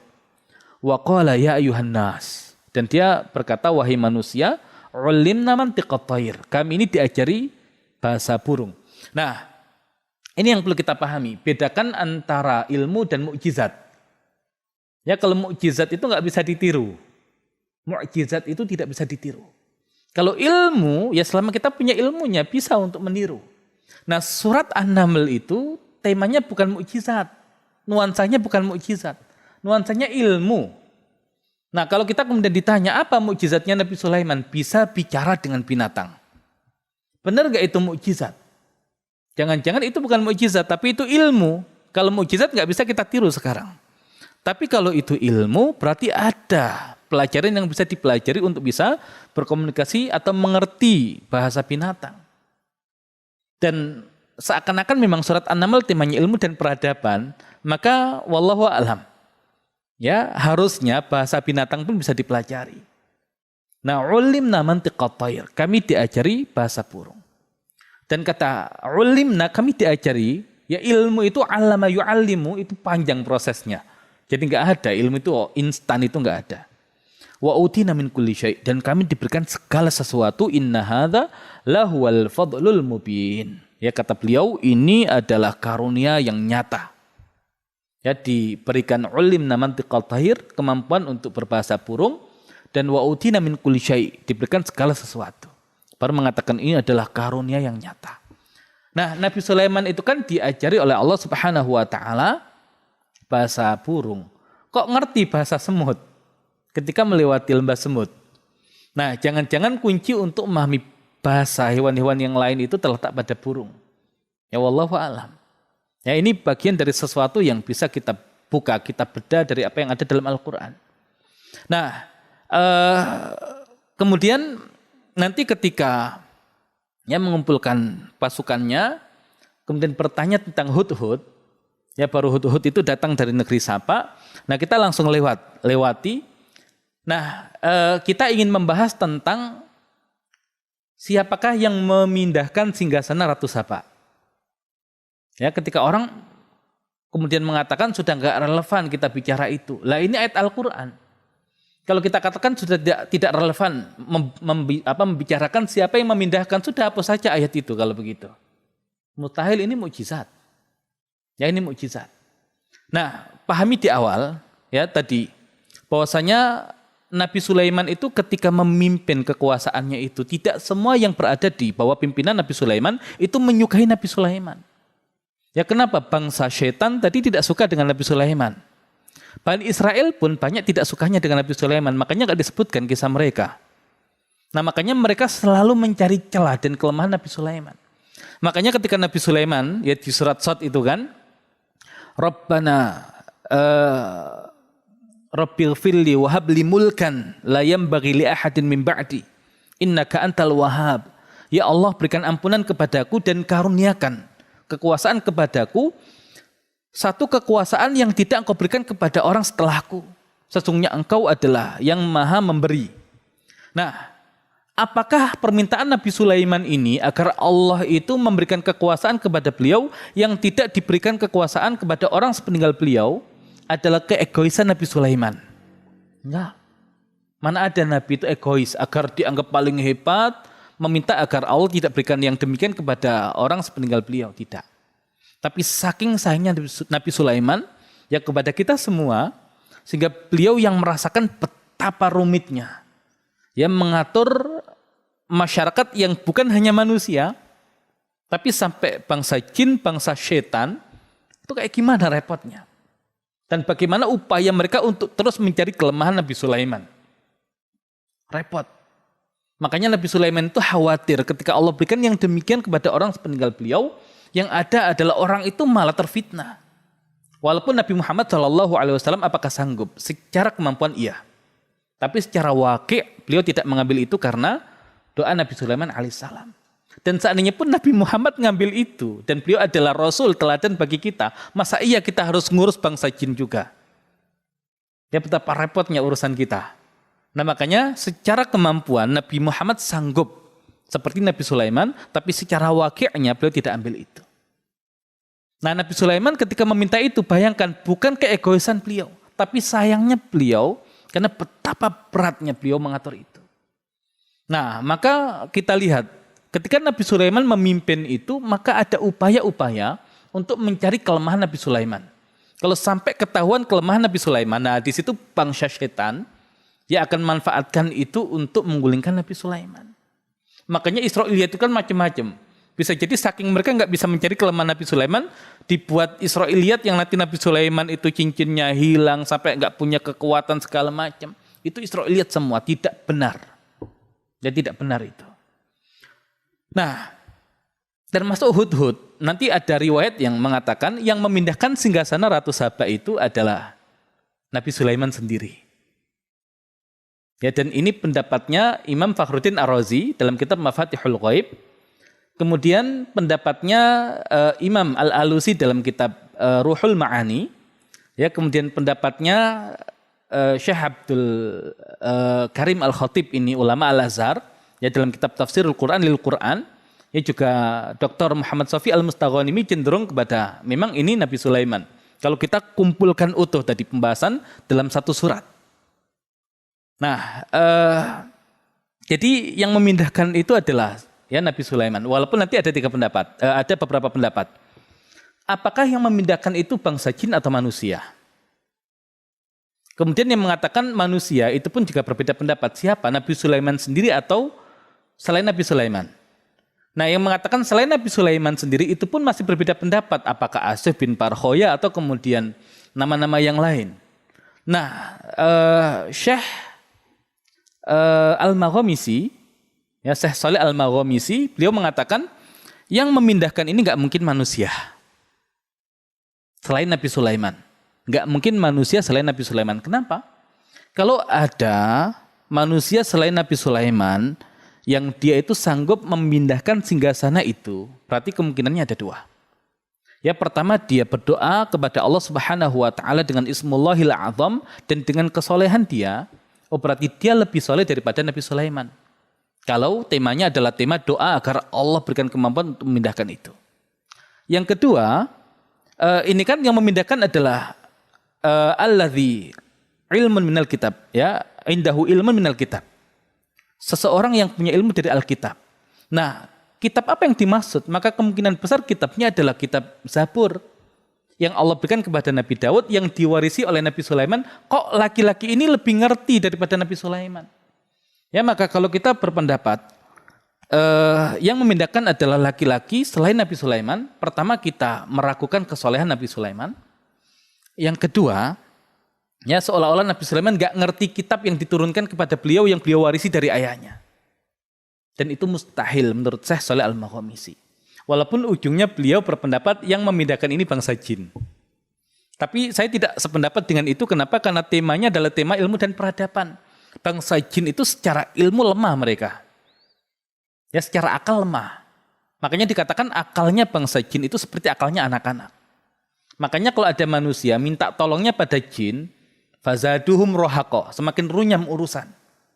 Makanya tidak ada nabi dan rasul dari bangsa jin karena gak cerdas mereka. Mereka hanya punya kekuatan fisik tapi akalnya lemah.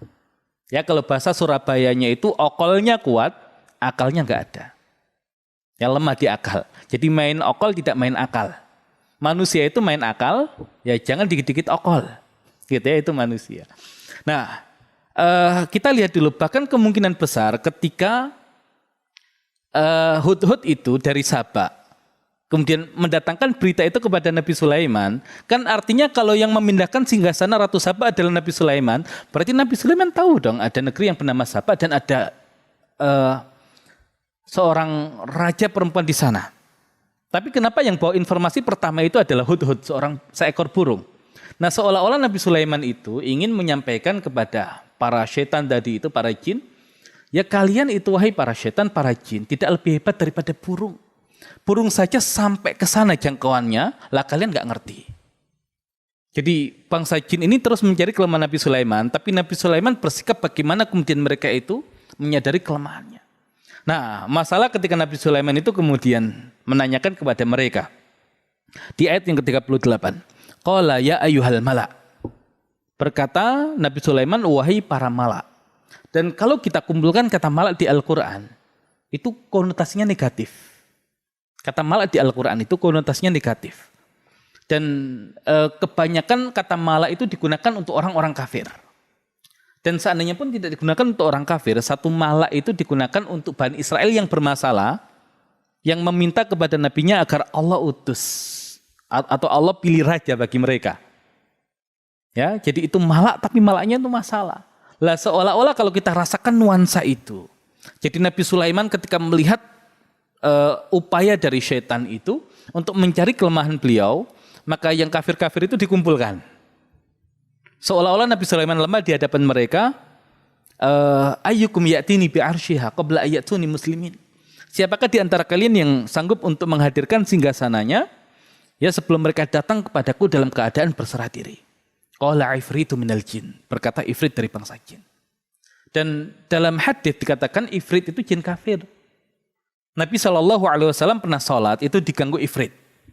Dan Nabi cekek itu ifrit. Dan bahkan Nabi berkehendak untuk mengikat ifrit itu, tapi karena teringat doa Nabi Sulaiman, dilepaskan akhirnya. Nah, berarti ifrit itu jin yang kuat, tapi dia kafir. Nah, dia mengatakan, ana atika bihi. Kata ana itu isim. Ana. Atika bihi, kata atika bihi, ya ada dua kemungkinan. Ya, kata ati itu adalah isim fa'il, atau dia adalah fi'il mudhari'. Nah, tapi kalau kemudian kita jadikan dia isim fa'il, berarti seolah-olah Ya, Ifrit itu ingin menegaskan kekuatan dia, bahwasanya saya pasti bisa mendatangkan itu qabla an taquma min maqamik, tadi sebelum engkau berdiri dari tempat dudukmu. Waktu sore berarti tadi. Wa inni alaihi laqawiyyun amin, dan sesungguhnya aku terhadapnya laqawiyyun amin. Sungguh sangat kuat dan amanah. Dan dalam bahasa Arab, ya itu nanti ada ketika kita berbicara dengan orang yang khaliyudz dzihni, itu ibtidai, ya khobar ibtidai, enggak perlu penegas. Itu untuk orang yang dia khaliyudz dzihni, tidak ada informasi apapun di kepalanya. Kalau ada keraguan, dikasih satu penegas, itu tolabi. Kalau orang di depan kita itu ingkar, nah maka dikasih dua penegas atau lebih. Dan Ifrit menggunakan wa inni itu penegas, alaihi la itu juga penegas. Qawiyyun amin. Seolah-olah Ifrit ingin menegaskan tentang kekuatan dirinya, tentang keamanan dirinya di hadapan Nabi Sulaiman, yang seolah-olah Nabi Sulaiman itu mengingkari itu. Ya, dan memang hakikatnya ya Nabi Sulaiman itu ya tahu tentang karakter setiap masyarakat yang ada di bawahnya. Lah, hut-hut saja dicari kok oleh Nabi Sulaiman, apalagi kemudian tentara-tentara yang lain. Ya tahu, tidak perlu Ifrit kemudian mengatakan wa inni alaihi laqawiyyun amin, enggak perlu dia jelaskan itu, Nabi Sulaiman tahu. Tapi di sini Nabi Sulaiman melihat, nah sudah mulai ngelonjak ini Ifrit. Merasa dirinya lebih kuat. Nah baru qala alladzi indahu ilmun minal kitab. Jadi jangan bayangkan datang seorang laki-laki yang ketiga kemudian mengatakan kepada Nabi Sulaiman. Tapi ini Nabi Sulaiman membantah ucapan Ifrit. Ya, di tafsir Al-Qurtubi dijelaskan beberapa riwayat, walaupun beliau tidak merujakan itu Nabi Sulaiman, tapi dengan cara pandang seperti ini beliau mengatakan itu adalah kemungkinan yang baik. Nah, qala alladzi indahu ilmun minal kitab. Berkata seseorang yang punya ilmu dari Alkitab. Nah, kenapa tidak disebutkan qala Sulaiman? Kalau dikatakan qala Sulaiman itu mukjizat, nggak bisa ditiru. Padahal ini temanya ilmu dan peradaban. Tapi kalau dikatakan alladzi indahu ilmun minal kitab, oh berarti kenapa bisa memindahkan? Kuncinya ada di ilmu. Ilmunya ada di mana? Di Alkitab. Kitab apa? Kitab Zabur yang diwarisi tadi. Ya, kitab Zabur yang diwarisi tadi. Lah berarti hari ini sudah nggak ada dong. Lah tenang. Ya, Al-Quran itu merangkum semua ilmu dari kitab-kitab sebelumnya. Lah kalau kitab-kitab sebelumnya itu hanya manhaj, Al-Quran itu manhaj dan mukjizat, tenang saja. Nah ini temanya ilmu. Ini kalau hari ini kaitannya dengan teleportasi. Ya, maka Syekh Al-Jarrar mengatakan kalau dikatakan qala Sulaiman itu jadi mukjizat. Tapi qala alladzi indahu ilmun minal kitab, dan kalau kita belajar bahasa Arab, alladzi itu untuk isim mausul yang jelas. Ya, bukan isim mausul yang mubham. Kalau pakai man, pakai ma itu mubham. Kalau alladzi itu jelas. Ya, dikatakan qala alladzi indahu ilmun minal kitab ana atika bihi, bahkan aku yang bisa mendatangkan itu untukmu qabla ayartadda ilaika tarfuk. Ya, sebelum matamu itu berkedip wahai Ifrit. Gak usah sok kuat dirimu di hadapanku, bahkan aku bisa mendatangkan itu sebelum matamu berkedip. Jadi seakan-akan ini respon Nabi Sulaiman ya ketika ya Ifrit itu merasa sudah sangat kuat tadi itu, sudah melonjak. Dan kalau dibiarkan melonjak bahaya, maka mencari kelemahan Nabi Sulaiman untuk menggulingkan beliau. Makanya dengan kejadian ini bangsa jin itu nggak berani, bangsa setan nggak berani, sampai Nabi Sulaiman sudah meninggal saja mereka nggak berani itu. Sampai ketahuan ketika jatuh tadi itu. Nah, kita lihat lanjutannya. Ketika berhasil memindahkan itu, falamma ra'ahu mustaqiran 'indahu. Maka tatkala Nabi Sulaiman itu melihat singgasananya itu sudah berada di hadapannya, qala hadza min fadli rabbi. Ini adalah karunia dari Rabbku. Liyabluwani ashkur am akfur, untuk mengujiku apakah aku bersyukur atau aku kufur. Wa man syakara fa innama yashkur li nafsi. Maka barang siapa yang bersyukur maka hakikatnya dia bersyukur untuk dirinya. Wa man kafara fa inna rabbi ghaniyun karim. Dan barang siapa yang kufur maka sesungguhnya Rabbku maha kaya lagi maha dermawan. Dan Syekh Muhammad Shafi Al-Mustaghanimi mengatakan menjadi dalil kalau ini adalah Nabi Sulaiman, karena nggak mungkin kita itu diuji atas perbuatan orang lain. Ya, kita itu diuji atas perbuatan kita sendiri, apakah kemudian dengan kemampuan itu kita syukur atau kita kufur. Kalau yang memindahkan adalah orang lain, ya maka itu bukan ujian untuk kita. Nah maka kalau kita kumpulkan semua data itu, seolah-olah memang ini Nabi Sulaiman alaihissalam. Dan kalau kita bedah dengan pendekatan surat, ya namanya satu surat itu terkait antara satu ayat dengan ayat yang lain. Coba dilihat di ayat yang ke-15. Walaqad ataina Dawuda wa Sulaimana ilma. Dan sungguh telah kami berikan kepada Daud dan Sulaiman ilmu. Ilmu dari apa? Ilmu dari Alkitab. Lah berarti siapa tadi? Laki-laki yang punya ilmu Sulaiman yang tadi sudah Allah sebutkan. Kenapa tidak Nabi Daud? Karena Nabi Daud meninggal yang diwarisi oleh Sulaiman. Berarti yang masih ada Sulaiman. Nah kalau kemudian kita mengatakan ini orang lain, terus apa faedah Allah jelaskan di ayat yang ke-15 kalau Allah telah memberikan ilmu kepada Nabi Daud dan Nabi Sulaiman. Ya kemudian nanti ketika di ayat yang ke-16 itu inna hadza lahuwal fadlul mubin. Sesungguhnya ini sungguh karunia yang nyata. Nah, jadi ketika Nabi Sulaiman tadi menjelaskan tentang kemampuan untuk memahami bahasa burung. Kemudian Allah berikan segala sesuatu. Beliau menutup inna hadza lahuwal fadlul mubin. Seolah-olah ini adalah seluruh karunia yang nyata yang Allah berikan kepadaku. Nah, pas memindahkan singgasana itu beliau mengatakan hadza min fadli rabbi ini sebagian dari karunia yang Allah berikan kepadaku yang tadi sudah aku sebutkan. Nah, makanya kita kalau ingin dapat utuh kisah-kisah Nabi dalam Al-Quran, pertama hilangkan dulu Israiliyat. Seandainya itu perlu, ya pasti Nabi menafsirkan dengan itu. Pasti Al-Quran sebutkan detail, ya seperti itu. Tapi kalau Al-Quran tidak menyebutkan, bukan itu pelajarannya. Dan justru Al-Quran itu mukjizat, tidak disebutkan tapi ilmunya lebih banyak. Nah, mengajarkan kita untuk berpikir. Nah, kemudian pendekatan satu surat, ya tadi sudah Allah katakan walaqad ataina Dawuda wa Sulaimana ilma. Kita bilang ada orang lain yang Allah kasih ilmu. Nah terus tadi faedahnya apa Allah sebutkan itu. Kemudian pembahasan kitab. Wawaritha Sulaimanu Dawud. Dawud dikasih Zabur, diwarisi Sulaiman. Lah masa orang lain yang lebih berilmu. Nah maka kenapa tidak disebutkan Sulaiman? Karena temanya ilmu dan peradaban bukan mukjizat. Nah maka ya kenapa Nabi Sulaiman bisa sehebat itu? Pertama menguasai ilmu tentang Allah dulu. Sehingga menjadi seorang abad, seorang yang awal. Kemudian yang kedua, ilmu tentang perintah dan larangan Allah. Sampai model sholatnya begitu, ya model puasanya begitu. Baru kemudian masuk ke tingkatan ilmu ketiga, ilmu tentang ciptaan Allah. Dan nanti ketika kembali ke kitab sucinya Zabur, Allah bukakan banyak ilmu tadi. Di zaman Nabi Daud belum ada itu. Teleportasi itu Nabi Sulaiman sudah ada. Dan hari ini ketika dibahas di forum-forum ilmiah, sangat mungkin ya terjadinya teleportasi itu. Nah, tapi kan kitabnya sudah nggak ada tenang di Al-Quran. Nah, maka seolah-olah Nabi Muhammad SAW menjelang hijrah itu Allah kisahkan ini. Maka Nabi Muhammad itu kemudian membangun negara Madinah yang luar biasa. Namun namanya kitab suci itu akan membuka ilmu-ilmu baru sesuai kebutuhan. Kenapa Nabi Daud itu belum Allah bukakan banyak hal terkait apa yang ada di Zabur? Secara kebutuhan belum. Nabi Sulaiman sudah. Nah, adapun kemudian kita, ya kenapa tidak Allah bukakan Nabi Muhammad dan generasi setelahnya? Allah sudah bukakan sesuai dengan kebutuhan zaman mereka. Lah kebutuhan zaman kita itu beda hari ini. Tapi kalau urutan belajarnya benar, insya Allah. Ya insya Allah. Makanya tadi ujung-ujungnya konsepnya adalah dia menjadi hamba Allah pemakmur bumi. Ya dengan 3 lapis ilmu itu, dengan Al-Quran sebagai manhaj yang juga mukjizat.